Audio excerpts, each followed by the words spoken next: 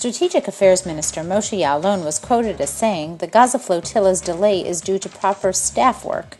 Ya'alon was delivering a lecture at Ashkelon's college when he made the comment and added, "These days there is proper staff work and coordination. We have learned from our past mistakes, and the obstacles facing flotilla organizers are no coincidence." Officials from Ya'alon's office clarified that the minister was referring to Israel's efforts to stop the flotilla at large, and that it was wrong to conclude that Israel carried out any actions to damage the flotilla ships. Former IMF chief Dominique Strauss-Kahn was released without bail today after a dramatic court hearing where the sexual assault case against him appeared to shift in his favor.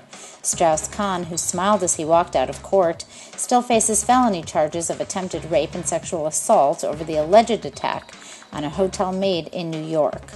His lawyers said they will seek to have the charges dismissed, but the judge said prosecutors were continuing to investigate. The turnabout could upend French politics. Strauss-Kahn, 62, was a strong candidate for the 2012 French presidential election until his May 14th arrest.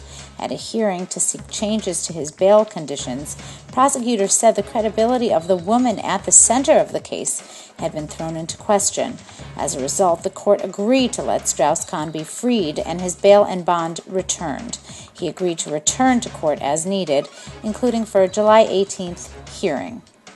A senior general in the Egyptian army said that Israeli airplanes would not dare to enter Egyptian airspace, since the latter's air defense forces are watching Israeli planes.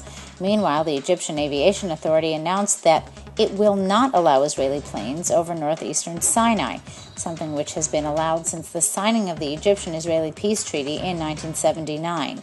Since former President Hosni Mubarak was ousted from office in February, relations between Jerusalem and Cairo have been deteriorating rapidly.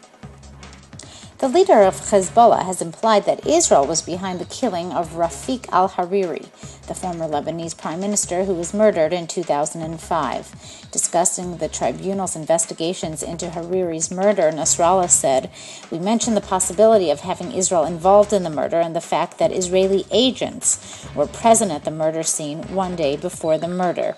Nasrallah said the tribunal aimed to spread sectarian strife in Lebanon, but that it would fail to inflame conflict between Sunni and Shia Muslims.